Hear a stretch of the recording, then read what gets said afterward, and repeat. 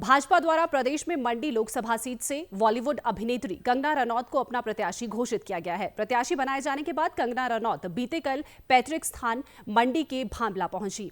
यहां पहुंचकर सबसे पहले उन्होंने दबोही स्थित अपनी कुलदेवी माता अंबिका का आशीर्वाद लिया। इस दौरान मीडिया से बातचीत में कंगना रनौत ने उन्हें लोकसभा प्रत्याशी बनाए जाने पर भाजपा के केंद्रीय नेतृत्व का आभार जताया। उन्होंने कहा कि उन्हें देश सेवा का मौका मिला है, जिससे वे खुश तो हैं, साथ ही ये पल उनके लिए भाव विभोर करने वाला भी है। अपनी प्राथमिकताओं के बारे में बात करते हुए कंगना ने कहा कि प्रधानमंत्री नरेंद्र मोदी के विजन 2047 को लेकर वो जनता के बीच जाएंगी। उन्होंने कहा कि मोदी हर वर्ग के लिए कुछ ना कुछ करते रहे हैं, जिसके कारण आज देश फिर से मोदी को प्रधानमंत्री के तौर पर देखना चाहता है।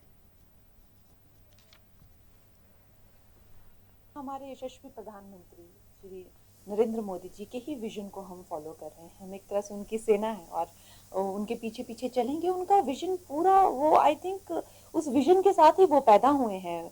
2047 तक का उनका विजन है। हर एक प्रांत के लिए, कस्बे के लिए, हर एक शहर के लिए, हर एक व्यक्ति के लिए उनका एक विजन है।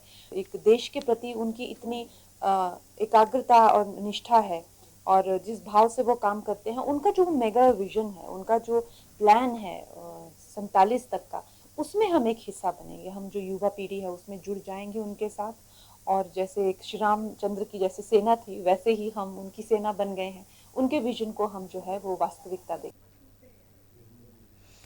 वहीं चुनावी प्रचार शुरू करने को लेकर पूछे गए सवाल पर कंगना ने कहा कि वे अभी भी अपने घर देवी देवताओं और अपने परिवारजनों का आशीर्वाद लेने आई है।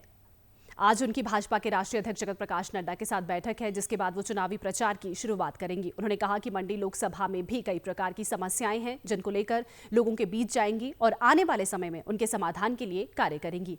एक सवाल के जवाब में कंगना ने कहा कि अदाकारी और राजनीति में यदि काम मिलता रहे तो लंबे समय तक कार्य किया जा सकता है।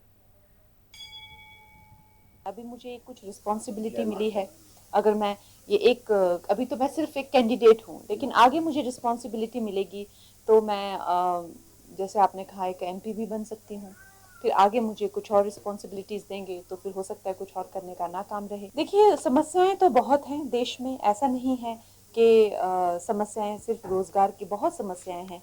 अब देखूंगी मैं पीछे क्या काम हुए हैं, आगे क्या काम होंगे। ये तो कल रात को ही एक अनाउंसमेंट हुई है और बाकी जो हमारी लीडरशिप है उनसे भी मैं पूरा एक मार्गदर्शन लूँगी और उस हिसाब से मैं, जैसे मैंने कहा, मैं हर तरह से अपना पूरा प्रयास जो है इसमें लगाऊंगी।